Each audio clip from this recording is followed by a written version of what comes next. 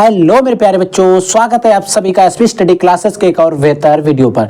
तो बच्चों आज हम लोग पढ़ने वाले हैं क्लास 12 केमिस्ट्री के 3 सबसे ज्यादा महत्वपूर्ण टॉपिक्स। और अगर आप लोग इस बार क्लास 12 में हैं और आपको अगर बोर्ड एग्जाम 2024 देना है ना, तो आज का लेक्चर आपके लिए सबसे ज्यादा इंपॉर्टेंट है। और बच्चों जो 3 टॉपिक हम लोग पढ़ेंगे उसमें हम पढ़ेंगे, पहला टॉपिक रहेगा हमारा नेम रिएक्शंस को, दूसरा टॉपिक रहेगा क्या होता है जब, और तीसरा टॉपिक रहेगा कैसे प्राप्त करोगे क्लोरोबेंजीन से डीडीटी। इस तरीके से जो रिएक्शंस आती है एथिल अल्कोहल से मेथिल अल्कोहल, इस तरीके से जो रिएक्शंस आती है उनको हम पढ़ेंगे। यानी कि अगर आप किसी भी साल का कोई भी प्रीवियस ईयर क्वेश्चन पेपर उठा के देख लेना, ये तीनों टॉपिक आपको हर साल मिलेंगे, चाहे किसी भी पेपर को उठा के देख लेना।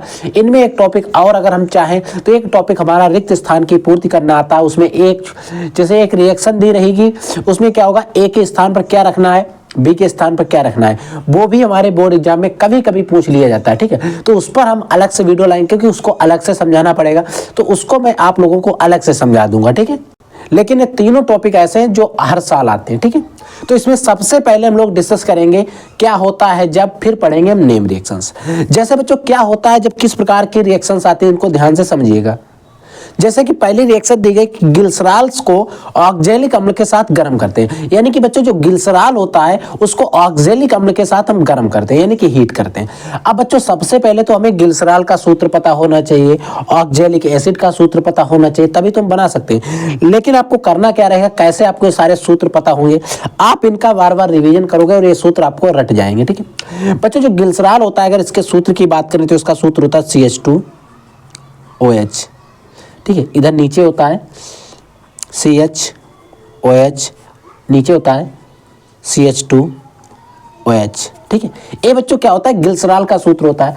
और बच्चों जो ऑक्जेलिक अम्ल होता है उसका सूत्र होता है COOH, सिंगल बॉन्ड COOH। ये बच्चों ऑक्जेलिक एसिड होता है। अब इसकी क्रिया इसके साथ कराते हैं तो हमारा क्या बनता है ये हमें बताना है।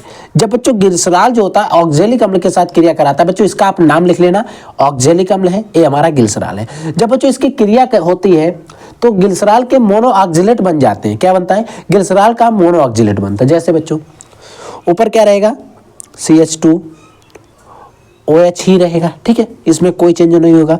नीचे आपको क्या करना है, यहां पर आपको CHOH ही रखना है।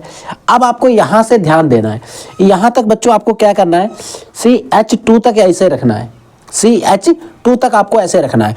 फिर आपको क्या करना है बच्चों, इसका COO उठा लेना है। क्या उठा लेना है, OOO। देखिए इसको क्या करना, उल्टा लिखना है, इसको उल्टा लिखना, OOC लिख देना है, तो OOC हो गया। ठीक है, इतना लिखने के बाद आपको क्या करना है, कॉमा ऐसे लगा देना, डॉट लगा देना। अब डॉट लगाने के बाद हमने यहां पर क्या छूटा, हमारा है OH छूटा और ये वाली C छूटी है, CH2 हो गया, AC हो गया। ठीक है, इतना छूटा है मेरा।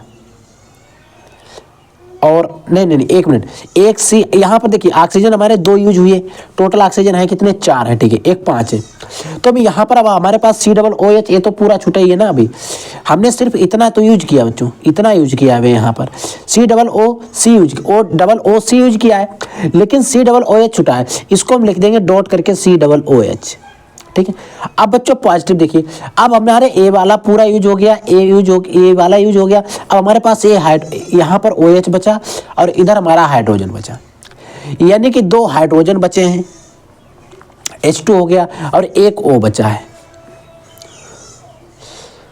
और H2O को कहते हैं जल। ठीक है, इस तरीके से आपको निकालना है। अब बच्चों जो एक कंपाउंड बना है, आप कहोगे सर इसका नाम क्या होगा, तो बच्चों अगर इसके नाम की बात करें, क्योंकि ग्लिसरॉल से बनाया है तो क्या हो जाएगा, ग्लिसरॉल, और क्योंकि एक कार्बन पे लगा, ठीक है, तो ग्लिसरॉल मोनो ऑक्जिलेट, ठीक है, ग्लिसरॉल मोनो ऑक्जिलेट। समझ में आ गया, यानी कि जब आप ग्लिसरॉल की क्रिया कराओगे ऑक्जेलिक अम्ल के साथ, तो ऑक्जेलिक अम्ल क्रिया करके ग्लिसरॉल मोनो ऑक्जिलेट बनाता है और जल हमारा निकाल देता है। और बच्चों जो रिएक्शन है ये बोर्ड एग्जाम में आ चुकी है। ठीक है, तो इसीलिए आप इसको ध्यान से और भी समझिएगा। अगली बच्चों रिएक्शन हमारी है कि एथिलएमीन पर सोडियम नाइट्राइड तथा हाइड्रोक्लोरिक अम्ल की क्रिया होती है। बच्चों किस पर होती है? एथिलएमीन पर। बच्चों एथिलएमीन का सूत्र क्या होता है? एथिल का मतलब मेथिल एथिल, 2 कार्बन होना चाहिए, तो C2H5 हो गया। एमीन समूह के लिए हम NH2 लगाते हैं, एमीन ग्रुप लग गया। एथिलएमीन, इसकी क्रिया किस पर होती है बच्चों? Sodium nitride. अब बच्चों सोडियम नाइट्राइड का सूत्र होता है NaNO2, ये तो सोडियम नाइट्राइड हो गया। और हाइड्रोक्लोरिक अम्ल, हाइड्रोक्लोरिक अम्ल जिसको हम कहते हैं बच्चों HCl हो गया, तो ये तो हो गया हाइड्रोक्लोरिक अम्ल। अब बच्चों जब इसकी क्रिया होगी एथिलएमीन, हाइड्रोक्लोरिक अम्ल और सोडियम नाइट्राइड, जब बच्चों इसकी क्रिया होती तो हमारा सबसे पहले मेन कंपाउंड जो बनता है वो बनता है एथिल अल्कोहल, C2H5OH। सबसे पहले हम बना लेंगे अपना एथिल अल्कोहल। क्या बना? इसका नाम बच्चों अगर आप लिखना चाहेंगे तो लिख लेंगे एथिल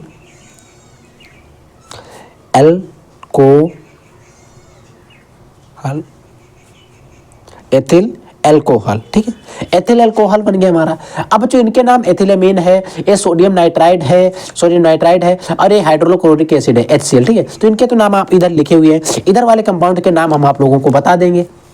प्लस हमारा क्या निकलेगा? देखिए यहाँ पर हमने क्या किया, C2H5OH निकाल दिया हमने। अब हमारे पास क्या बचा? देखिए यहाँ पर अगर Na ले लें हम, ए वाला, और Cl ए वाला ले लें, हम निकाल दें NaCl, तो NaCl भी हमारा निकल गया, यानी कि Na भी निकल गया, Cl भी निकल गया। ठीक है, यहाँ से एक ऑक्सीजन भी निकल गया, यहाँ पर ऑक्सीजन एक बचा है क्योंकि OH लगा है। इधर का हाइड्रोजन भी हमारा मान लीजिए। अब NH2 इधर बचा है और NO इधर बचा है, तो बच्चों NH2 के लिए मतलब NH2, तो एक N इधर बचा है, एक N इधर बचा है, इसको प्लस में हम करके N2 के रूप में निकाल देंगे। ठीक है, और क्या बचा? H2 बचे और एक OA वाला बचा, यानी कि जल निकाल देंगे इस तरीके से आप। और रिएक्शन हमारी पूरी बैलेंस है, हमें यहाँ पर बैलेंस करने की जरूरत नहीं है। अब यहाँ पर सोडियम क्लोराइड ये वाला हो गया और नाइट्रोजन ये हो गया, जल ये हो गया। इनके नाम आप लोग लिख लिए, अगर लिखना चाहें तो लिख लें, अन्यथा आप इसकी कोई भी जरूरत नहीं है। समझ में आ गई? इस तरीके से आपको सारी रिएक्शन को समझते हुए चलना है, क्योंकि बच्चों हमें बोर्ड एग्जाम में लिखना रहेगा। अब ये कैसे तैयार होंगी, आप इनकी प्रैक्टिस करिएगा घर में, लिखने का, बनाने का इनको प्रयास कीजिएगा, तब आपकी अच्छे से तैयार हो जाएंगे। एक बच्चों रिएक्शन आती है कि फॉर्मल्डिहाइड की सांद्र अमोनिया के साथ अभिक्रिया होती है।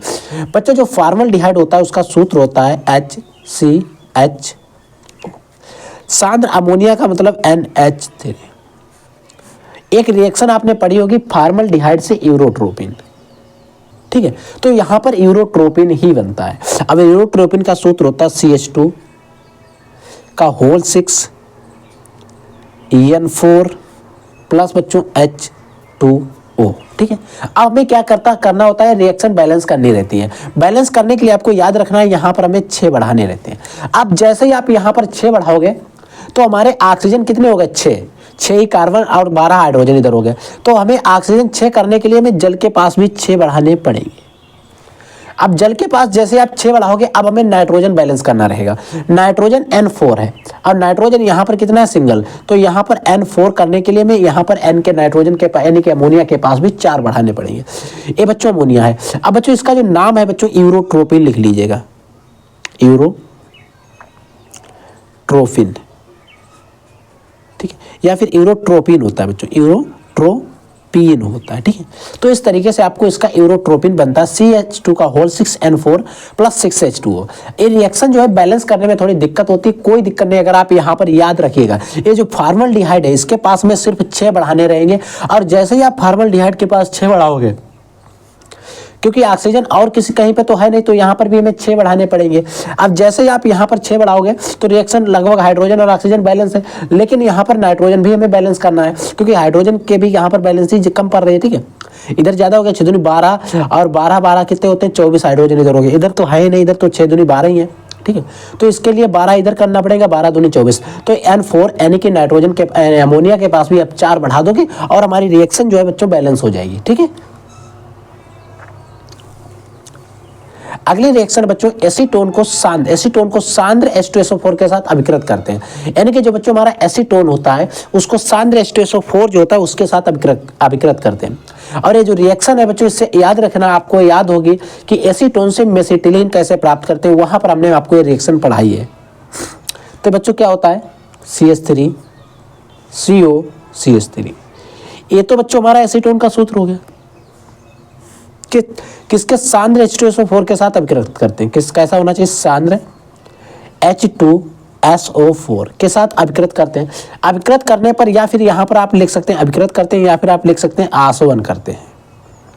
ठीक है, तो यहाँ पर आप जब इस तरीके से आप फिर क्या करेंगे, बेंजीन की जैसी रिंग बनाएंगे, एक बीच में गोला करेंगे या 3 जगह पर डबल बॉन्ड लगाएंगे। आपको टॉप पर इधर इधर यहाँ पर आपको लगाना है CH3, इधर भी लगाना है CH3 और इधर भी बच्चों आपको लगाना है CH3 और इसका नाम आपको लिख देना है मेसिटिलीन। क्या नाम लिख देना है, मेसिटिलीन, और प्लस आपको क्या करना है H2O निकाल देना है। अब यहाँ पर करना क्या, आपको 3 से यहाँ पर बैलेंस कर देना है। जैसे आप यहाँ पर 3 से बैलेंस करोगे तो आपको जल के पास भी 3 बढ़ाने पड़ेंगे। क्यों बढ़ाने पड़ेंगे, क्योंकि ऑक्सीजन यहाँ पर 3 हो गए, 3 ऑक्सीजन हमें यहाँ पर भी करना रहेगा। तो अगर आपसे एसीटोन को सांद्र H2SO4 के साथ अभिकृत करते हैं या फिर आ जाता है कि कैसे प्राप्त करोगे एसीटोन से मेसिटिलीन, तब भी आपको यही रिएक्शन याद रखना, ठीक है, क्योंकि रिएक्शन जो है लगभग बच्चों घूम फिर के वहीं पर आती रहती है। ठीक है, अगली बच्चों जो अभिक्रिया है इसमें हमसे कहा जा रहा है कि एसीटोन की अभिक्रिया KOH की उपस्थिति में CHCl3, इसका नाम है बच्चों क्लोरोफार्म से होती है। देखिए अब बच्चों एसीटोन का सूत्र तो मैंने आपको बताया क्या होता है, CH3 CO CH3, ये तो एसीटोन का सूत्र होता है। ठीक है, इसी सूत्र को हम थोड़ा तिरछा करके लिखने का प्रयास करेंगे यहाँ पर इस तरीके से,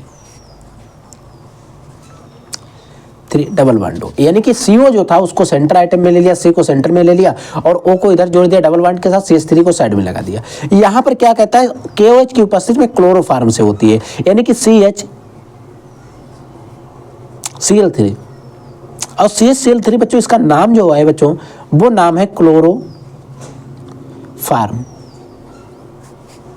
क्लोरोफार्म है, यहाँ पर KOH की उपस्थिति में होती है, किसकी उपस्थिति में, KOH पोटेशियम हाइड्रोक्साइड। ठीक है, अब KOH की उपस्थिति में जब होती है इसकी अभिक्रिया बच्चों, तब क्या बनता है, आपको यहाँ पर पता होना चाहिए, हमारा बनता है क्लोरीटोन। आपको कार्बन की इस तरीके से 4 बैलेंसी को पूरा कर देना है। इधर आपको कोई छेड़छाड़ नहीं करनी है, लगा देना CH3, इधर भी बच्चों लगा देना CH3, इसका H लेना है, उसका O लेना है और यहाँ पर आपको लगा देना OH। बचा क्या, CCl3 और इसको आपको यहाँ पर लिख देना है। एक योगात्मक यौगिक बन जाता है जिसका नाम है बच्चों क्लोरीटोन। समझ में आ गया, क्या बनता है, क्लोरीटोन। तो जैसे एसीटोन की हमने क्रिया कराई क्लोरोफार्म के साथ KOH की उपस्थिति में, तो हमारा एक नया कंपाउंड बन जाता है क्लोरीटोन। अगर यही अभिक्रिया पूछ दी जाए कि कैसे प्राप्त करोगे एसीटोन से क्लोरीटोन, तब भी आप बना सकते हो।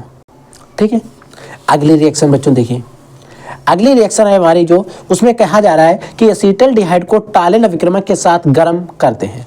जो बच्चों हमारा एसीटल्डिहाइड होता है, इसको अगर हम टालेन अभिक्रमक के साथ गर्म करें तो क्या बनता है। तो देखिए बच्चों, एसीटल्डिहाइड का सूत्र होता है CH3CHO।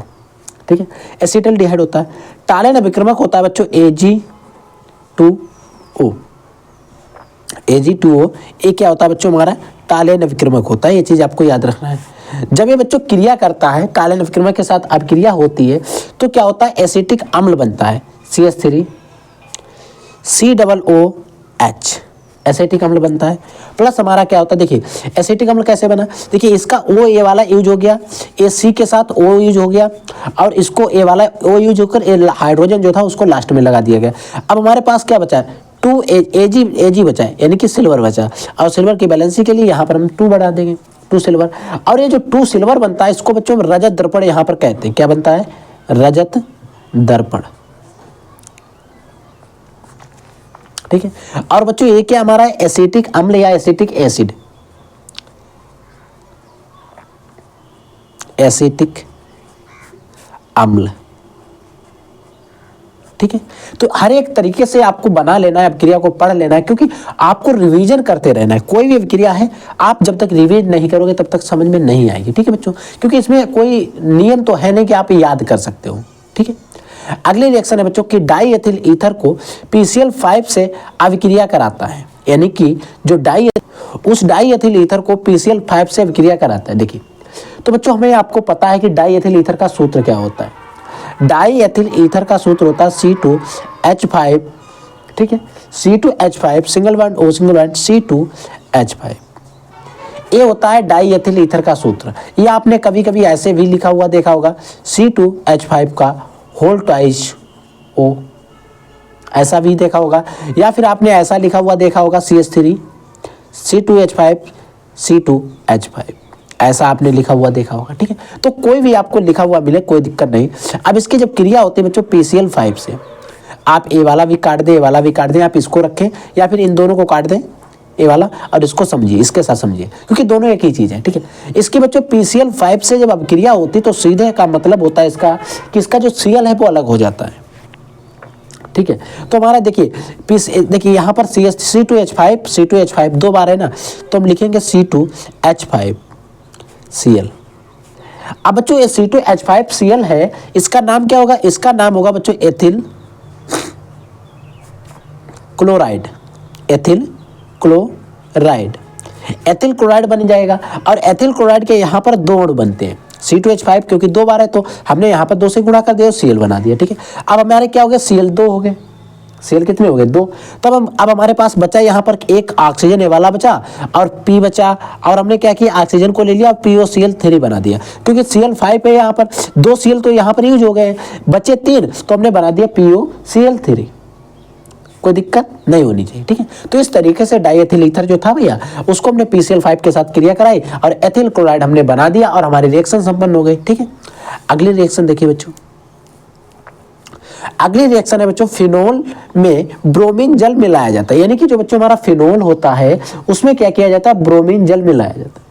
जब बच्चों फिनोल में ब्रोमीन जल मिलाया जाता है तो आपको याद होना चाहिए कि 2,4,6 ट्राई ब्रोमो फिनोल बन जाता है। अब यहाँ पर आपको क्या करना रहता है? चाहे तो आप बीच में गोला कर सकते हो, चाहे आप 3 जगह पर डबल बॉन्ड भी कर सकते हो। तो हम सबसे आसान रहता है हमारे लिए गोला करना, तो हम करते हैं गोला, ठीक। अब ये तो हमारा फिनोल हो गया। अब ब्रोमीन जल जब मिलाया जाता है बच्चों, तो उसका मतलब Br2 जो मिलाया जाएगा, तब क्या बनेगा? देखिए, आपको पहले तो इस तरीके से एक रिंग बना देनी है, OH होता है, ठीक है। आपको क्या करना है? टॉप पर OH लगा ही देना है, ठीक है। अब आपको यहाँ पर अब देखिए इसकी जो नंबरिंग होती है बच्चों वो कहाँ से होती है इसको समझ लीजिए। यहाँ पर पहला कार्बन रहेगा, यहाँ पर दूसरा रहेगा, यहाँ पर तीसरा होता है, चौथा, पांचवा या फिर छठा, और चाहे आप इधर से करें 1 2 3 4 5 6, ठीक है। तो कोई तरफ से किसी भी तरफ से आप कर सकते हो, नो प्रॉब्लम, ठीक है। अब बच्चों जो पहला, दूसरा, चौथा और छठा कार्बन है, यहाँ पर आपको लगाना है Br2। यहाँ पर Br हो गया, यहाँ पर भी Br हो गया, यहाँ पर भी Br हो गया, ठीक है। हमने तीनों जगह पर लगा दिया Br, प्लस हमें क्या करना है? HBr उसको निकाल देना है, ठीक है। अब हमें बच्चों रिएक्शन करनी है बैलेंस। बैलेंस करने के लिए हम क्या करेंगे? क्योंकि यहाँ पर Br 3 इधर हो गए 4, यानी कि अगर हम यहाँ से 2 से बैलेंस करें तो 4 दूनी 2 से बैलेंस करें तो 2 दूनी 4 हो जाएंगे। फिर हमें क्या होगा? हाइड्रोजन में हम फंस जाएंगे, हाइड्रोजन बैलेंस नहीं होंगे, क्योंकि यहाँ पर जहाँ पर Br लगा है वहाँ से एक हाइड्रोजन रिफ्लेस हुआ है, वहां से एक हाइड्रोजन निकला है, तो 1 2 3 हाइड्रोजन निकले। तो हम सबसे पहले क्या करेंगे? हाइड्रोजन यहाँ पर एक ही HBr यूज हुआ तो 3 HBr के पास बढ़ा दिए। अब हमने 3 जैसे HBr के पास बढ़ाए तो हमारे यहाँ पर देखिए 3 इधर लगे, 3 3 6 हो गए। तो हम यहाँ पर आसानी से 3 बढ़ा देंगे और हमारी रिएक्शन भी बैलेंस हो जाएगी। ये बच्चों हमारा ब्रोमीन जल है और ये हमारा फिनोल है। नाम लिखने को इसका आ सकता है, इसका आप नाम लिखोगे क्योंकि 2 नंबर पे लगा है, 4 नंबर पे लगा है, 6 नंबर पे लगा है। लगा कितनी बार? 3 बार है। और 3 के लिए यूज करते हैं बच्चों ट्राई, क्या यूज करते हैं? ट्राई। क्या लगा है? Br लगा है, तो Br के लिए यूज करते हैं ब्रोमो, ठीक है। ट्राई ब्रोमो लगा किस पर है? फिनोल पर, तो क्या हो जाएगा? ट्राई ब्रोमो फिनोल, ठीक है। और इसको शॉर्टकट में कहते हैं TBP, ट्राई ब्रोमो फिनोल, ठीक है। याद रखिएगा, इस तरीके से आपको रिएक्शंस बनानी रहती है, ठीक है। और भी देखिए आगे, अगली बच्चों अभिक्रिया है जिसमें पूछा जाता है कि आयोडोबेंजीन को कॉपर के साथ गर्म करते हैं। यानी कि जो बच्चों हमारा आयोडोबेंजीन होता है उसको अगर हम कॉपर के साथ गर्म करते हैं तो क्या बनता है? देखिए, आयोडोबेंजीन का बच्चों हमारा सूत्र होता है, आपको इस तरीके से बना लेना है, टॉप पर आपको I लगा देना है। तो बच्चों ये तो हो गई हमारी आयोडोबेंजीन, ठीक है। आयोडोबेंजीन हो गई, इसको बच्चों हम क्या करते हैं, कापर के साथ अभिक्रिया करते हैं या कापर के साथ गर्म करते हैं। ये तो बच्चों Cu तो हो गया कापर, और ये जो सिंबल होता है बच्चों ये तो हमारा हो गया हीट का, ठीक है, ये तो हमारा हीट का सिंबल हो गया। अब बनता क्या है बच्चों, इसमें डाइफेनिल बनता है। क्या बनता है, डाइफेनिल। डाइफेनिल हम इस तरीके से बना लेंगे, इस तरीके से आपको फिनोल की रिंग बना देनी है। आप बच्चों एक कोना इधर उधर निकल जा रहा है, आप लोग इसको अच्छे से बना लोगे, ठीक है।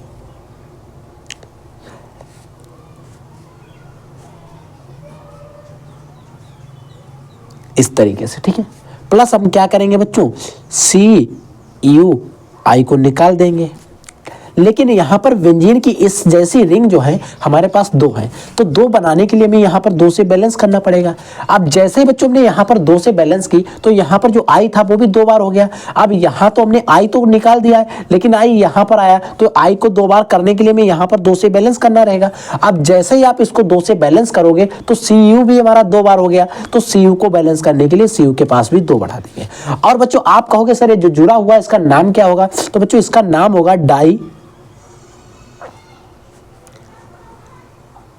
फेनिल, ठीक है। फिनोल वाला समूह दो बार जुड़ा है तो डाइफेनिल हो। तो देखिए बच्चों अब हम बात करते हैं इंपॉर्टेंट नेम रिएक्शंस की। तो बच्चों एक हमारी अभिक्रिया आती है जो बोर्ड एग्जाम में आपसे पूछी जाती है कि काइनेजारो अभिक्रिया क्या होती है। देखिए बच्चों काइनेजारो अभिक्रिया में क्या पूछा जाता है कि उदाहरण सहित इसकी परिभाषा दीजिए, संक्षिप्त टिप्पणी कीजिए, ऐसा हमसे बोर्ड एग्जाम में पूछा जाता है। तो हमें इसकी परिभाषा भी लिखनी रहती है और इसका एग्जाम्पल भी लिखना रहता है। देखिए जो हमारी काइनेजारो अभिक्रिया होती है इसको ध्यान से समझिए। देखिए होता क्या है, जब बेंजल्डिहाइड की अभिक्रिया, जब हमारा बेंजल्डिहाइड, यहाँ पर आप फॉर्मल्डिहाइड भी ले सकते हो, जब हमारी बेंजल्डिहाइड की अभिक्रिया कास्टिक क्षारों के सांद्र विलयनों के साथ कराने पर, जो कास्टिक क्षार होते हैं उनके सांद्र विलयन, यानी कि जो विलयन यहाँ पर रहेगा बच्चों एक कैसा रहेगा, सांद्र रहेगा। सांद्र विलयनों के साथ कराने पर बेंजील अल्कोहल तथा सोडियम बेंजोएट बनता है। यह अभिक्रिया काइनेजारो अभिक्रिया कहलाती है।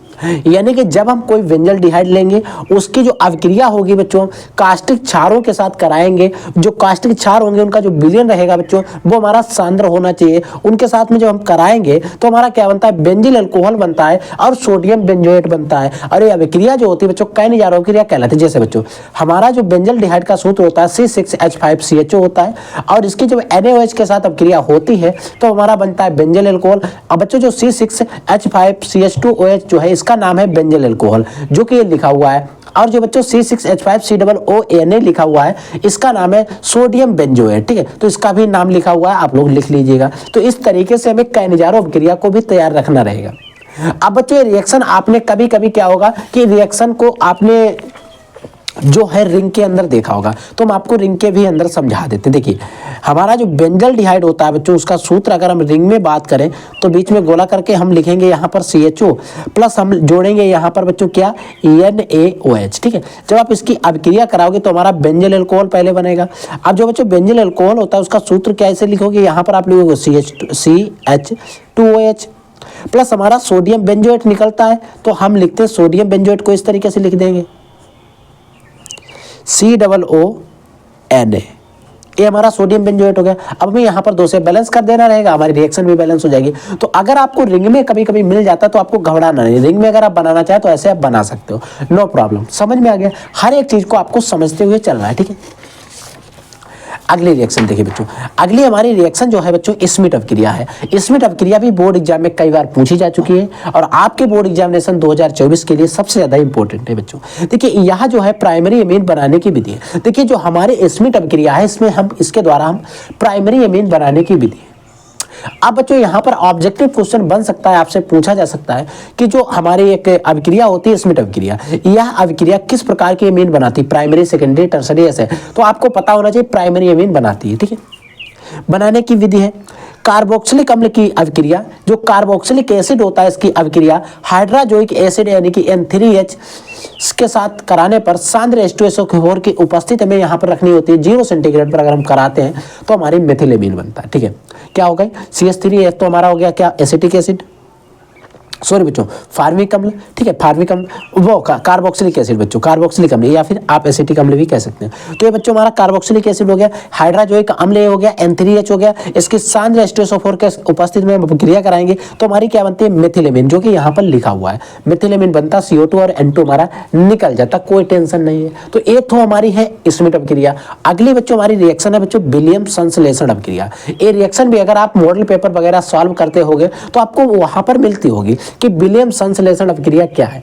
तो देखिए, जो बच्चों विलियम संश्लेषण होती है, जब होता क्या है, जब एथिल ब्रोमाइड, जो हमारा एथिल ब्रोमाइड होता है, एथिल ब्रोमाइड को सोडियम एथॉक्साइड के साथ, देखिए एथिल ब्रोमाइड जो होगा उसको हम सोडियम एथॉक्साइड के साथ गर्म करते हैं, एथिल ब्रोमाइड और सोडियम एथॉक्साइड के साथ उसको गर्म करते हैं तो हमारा क्या बनता है, डाईएथिल ईथर बनता है। और ये अपक्रिया हमारी विलियम संश्लेषण अपक्रिया कहलाती है। ये तो बच्चों हमारा एथिल ब्रोमाइड हो गया, ये सोडियम एथॉक्साइड हो गया, ठीक है। सोडियम एथॉक्साइड जब इसकी क्रिया करेंगे तो डाईएथिल ईथर बन जाएगा। अब बच्चों डाईएथिल ईथर, इसमें आप डबल मत समझना, ये एक ही लगा है, ठीक है। तो ये हमारा डाईएथिल ईथर बन गया और NaBr हमारा निकल जाता है, कोई टेंशन नहीं। देखो CH3 इसका, C2H5 इसका लगता है, वो लग जाता है, फिर C2H5 वाला जुड़ जाता है और NaBr हमारा निकल जाता है। तो इस तरीके से आपको विलियम संश्लेषण अपक्रिया याद रखना है। इसका नाम है डाईएथिल ईथर, इसका नाम है सोडियम एथॉक्साइड और इसका नाम है एथिल ब्रोमाइड, कोई दिक्कत नहीं। अगली बच्चों अपक्रिया है जो उसमें आपसे पूछा जाता है हाइलोफार्म अपक्रिया, जो कि हर एक स्टूडेंट्स को पता होती है, ज्यादातर स्टूडेंट को यह अपक्रिया पता होगी। देखिए होता क्या है, इसमें आप कई प्रकार के कंपाउंड ले सकते हैं, कई सारे कंपाउंड है, उनमें से आपको एक ले सकते हैं, क्या, एथिल अल्कोहल, एसिटल्डिहाइड, एसीटोन, इनमें से आपको कोई एक ले सकते हैं, जिसमें क्या होता है ON2 एवं AL2 लगा हो, ON2 हो यानी कि ON2 हो या फिर OL2 लगा हो, ये क्या है, समूह है। वे सभी यौगिक हाइलोफार्म अपक्रिया देते हैं। उपरोक्त यौगिक में से किसी भी एक यौगिक को हाइड्रोजन तथा NH के साथ गर्म करने पर हाइलोफार्म अपक्रिया बनती है। अब बच्चों ये अपक्रिया आपको हो सकता है डिफिनेशन जो है थोड़ी टफ लग रही हो। अभी अगर आपको डिफिनेशन टफ लग रही हो, अगर आप इसको सरल करना चाहते हो, अच्छे से पढ़ना चाहते हो, कैसे करोगे, आप यहाँ पर लिख सकते हो, जब एथिल अल्कोहल की अपक्रिया हाइड्रोजन तथा क्षार के साथ होती है, NaOH के साथ होती है तो हमारा क्लोरोफार्म बनता है। ये अपक्रिया हाइलोफार्म अपक्रिया कहलाती है। ये परिभाषा भी आप लिख सकते हो। तो हमने क्या लिया, एथिल अल्कोहल लिया और हमने क्या लिया, हाइड्रोजन यानी कि Cl2 ले लिया।